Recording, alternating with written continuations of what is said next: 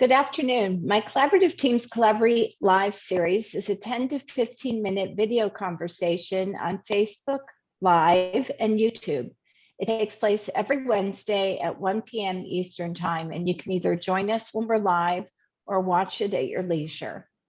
Collaborate Live provides digestible content to both professionals and the public on a variety of topics relating to the collaborative process. Our Collaborate Live episodes consist of a variety of topics that are driven by our followers and our members. Topics range from ethical considerations, best practices, problem solving, marketing, and specialized topics relating to the collaborative process. It includes practice tools and more. Whether you join us live or watch us in your free time, you can count on our weekly Collaborate Live to provide you with thought-provoking conversation and educational information about the collaborative process. And we are very fortunate today to have Professor Robert Merlin, who has mentored many of us in the collaborative process, including me. Bob is known for helping clients reach settlement, both through the collaborative process, through mediation, and through other out-of-court processes. He's committed to helping his clients resolve divorce and other family law issues in the least adversarial ways possible. Advocating for the best interests of the entire family, Bob applies his skills in the collaborative law process and uses direct negotiation and mediation to assist his clients in attaining agreements and staying out of court. A very experienced collaborative attorney, Bob continually hones his skills in the collaborative process. He's a trainer of other collaborative professionals and has a very long history of community involvement, both in the collaborative world and out. Welcome, Bob. It's such a pleasure to have the opportunity to interview you on something that you have educated me very specifically about, and that is the Uniform Collaborative Law Act. So let me start by asking you, since I joined the committee under the International Academy of Collaborative Law Professionals, thinking that I was joining something relating to UCLA out in Los Angeles, and having no idea what the UCLA is. So why don't you tell us a little bit about what it is? Well, thanks, Becky. It's always great to see you and talk with you someday in person. The Uniform Collaborative Law Act is a uniform law that was created by the Uniform Laws Commission. It's a national organization in the United States that creates laws that are then given to the states. They have an opportunity to adopt the uniform laws. So for instance, the Uniform Commercial Code is from the Uniform Laws Commission, and that governs so much of our economy, the negotiation of checks and negotiable instruments. There's a Uniform Mediation Act, a Uniform Probate Act, all sorts of acts. Right. So in 2009, the Uniform Collaborative Law Act was created. It was in statutory form, all statutes. The commission learned that that was not going to work in a lot of states. In fact, the majority of the states require that the regulation of the practice of law is done by their highest court, not by the legislature. So these are acts that are given to the legislatures in the states to adopt. So then they, in 2010, created a mirror image of the statutes in rule form. So now it's the Uniform Collaborative Law Rules and Act, and the states have an opportunity to pick and choose what they want to adopt, and they adopt the specifics of the uniform statute and rules to meet the needs of their state. The act has been adopted in 20 states and the District of Columbia as of when we're discussing this. Virginia was the most recent state to adopt it. The states are also given an opportunity to adopt it across the board in all of the laws, or to limit the scope to family. The majority of the states have limited scope to family. But I can tell you that North Carolina had a pre-Uniform Collaborative Law Act on collaborative, and then last summer they adopted the act applying to everything else. So now they have it in civil as well as family. Interesting. And I know you were very involved and instrumental in getting the Collaborative Law Act passed in Florida, but I don't believe it followed the Uniform Collaborative Law Act. I believe it stands as its own statute outside the Uniform Collaborative Law Act. Is that correct? Well, what happens is the state takes the Uniform Act and decides what they're going to take, amend, reject. So Florida absolutely is based upon the Uniform Collaborative Law Act and rules. And a lot of it is the exact same language. Some of it is different language based upon our needs. So for instance, in Tennessee, they adopted everything in rule form. In Florida, we have an act, we have a rule of procedure in the family law rules, which governs what happens when a matter goes from litigation into the collaborative process and then back into the litigation, or goes from the collaborative process into litigation. And then we also have an ethical rule for attorneys that governs, it's specifically addressing the collaborative process. And all of that was basically taken from the Uniform Collaborative Law Act and rules. And how does a state or a group of individuals like yourself go about getting the Uniform Collaborative Law Act enacted, or statutes and rules that pick up pieces of the UCLA in their own states? The Uniform Laws Commission has commissioners in each state, so theoretically they can help professionals in a state work on getting the act and rules adopted, but as a practical matter, that's not going to happen. In Florida, the commissioner, one of the commissioners here, offered help, but really didn't do anything, and we didn't need his help either. It really takes a group of people, in this case, collaborative professionals, who are dedicated to getting it done. And you have to know about the political process. You have to know about the political winds that are blowing in the state. What is the best way to get this adopted? So in Tennessee, they decided that they were much better off just having rules and not even bothering with the legislature. In other states, such as Pennsylvania, they came to the exact opposite conclusion. So they didn't bother with the courts. They did everything in the legislature. And there's no right or wrong way. It just depends upon what's going on in your state. But it does take a lot of work. I spent 10 years working on it. And what are the benefits to collaborative professionals having a statute or rules enacted in their state?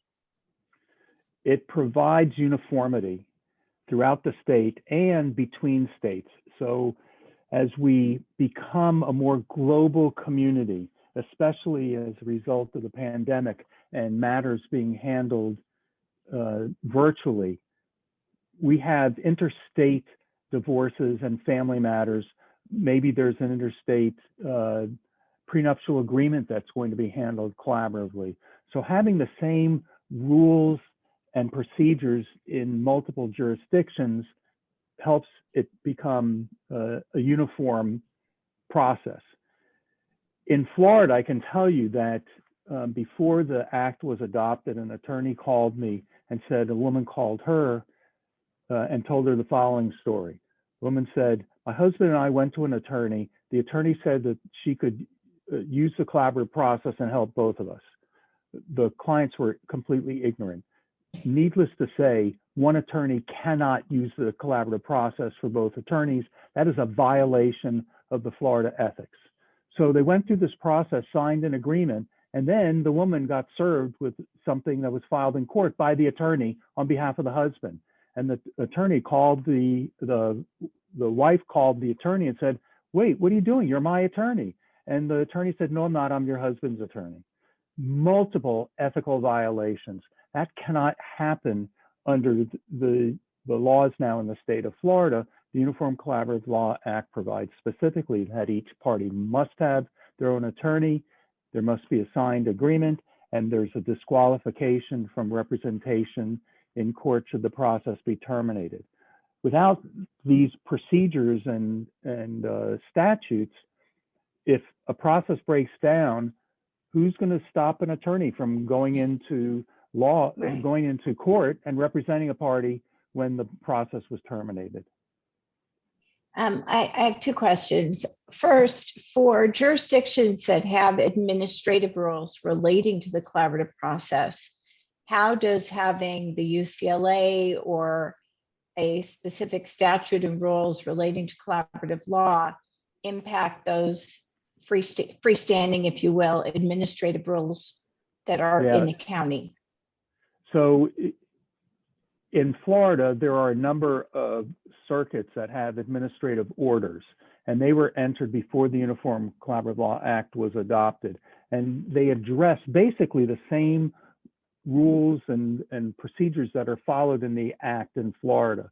But there's a question about what's enforceable, what's not enforceable. I think the way they're written in Florida, they're enforceable as well as the statutes and statewide rules. I can tell you that, at least in South Florida, the vast majority of family attorneys don't even know that there's an administrative order. So, and the judges don't know either. If there are truly administrative rules in a state so that they're basically statewide, then there has to be some type of coordination when the Uniform Collaborative Law Act and rules are being considered. And maybe whatever is new is going to take the place of the old, or maybe it's going to amend it. I think the vast majority of states do not have statewide rules or statutes until the Uniform Collaborative Law Act and rules are adopted.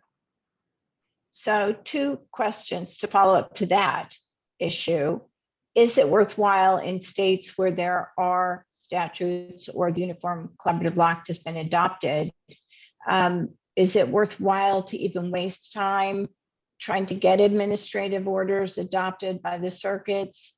Number one. And number two, in the states where there is no statute or rule, would that be a route for those states to go to try and get something implemented at the local level?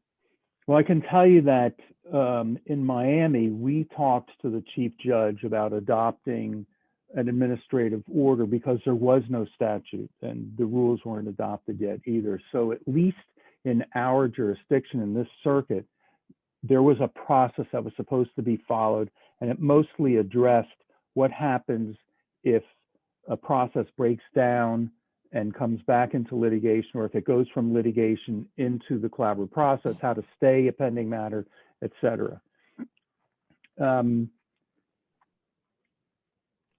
Ask your question again.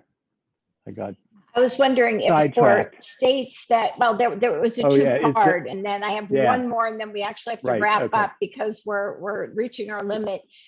For those circuits that, like in Florida, for example, where we already have a statute, is it worthwhile to even bother trying to get administrative orders adopted? A, and B, for states that have nothing, is it worthwhile for them to try and get at the local level administrative orders adopted?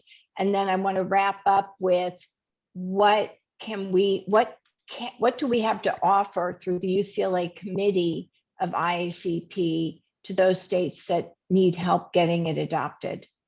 Okay, so for a state that has the statute, the UCLA, having administrative orders can help because in a local jurisdiction, you can supplement the Uniform Collaborative Law Act and rules. So for instance, I created a standing order and form to be used in a circuit that requires the parties and attorneys to acknowledge that they are aware of alternative dispute resolution methods, and it encourages them to use that before they go to court.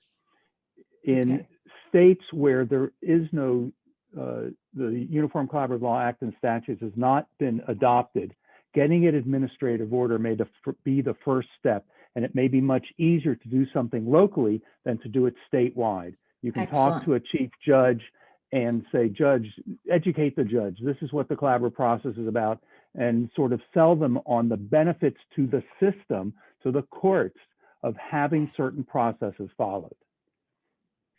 And then as far as people getting involved in the Uniform Collaborative Law Act advisory panel of IACP, we have plenty of room for people to volunteer. You will learn about the Uniform Collaborative Law Act. If you're working on or contemplating working on adopting it in your state, this is a great way to get educated and to have a seat at a table where there are multiple people who have worked on the adoption of the Uniform Collaborative Law Act in their respective states. As chair of the task force, I really would love for more people to get involved. And as someone who has been integrally involved in the last 3 years, Becky, you need the help as well. So we welcome more people to join IACP and join our task force. And I'll wrap up by saying it's a great committee. You've done an incredible job of leading it. And it's actually a lot of fun because it's an intellectually driven committee and we learn a lot from it. So thank you, Bob. I've been told we have to wrap it up, even though we could go on for an hour. If you would like to be a guest on Collaborate Live, email us at info@mycollaborativeteam.com or reach out to us on social media.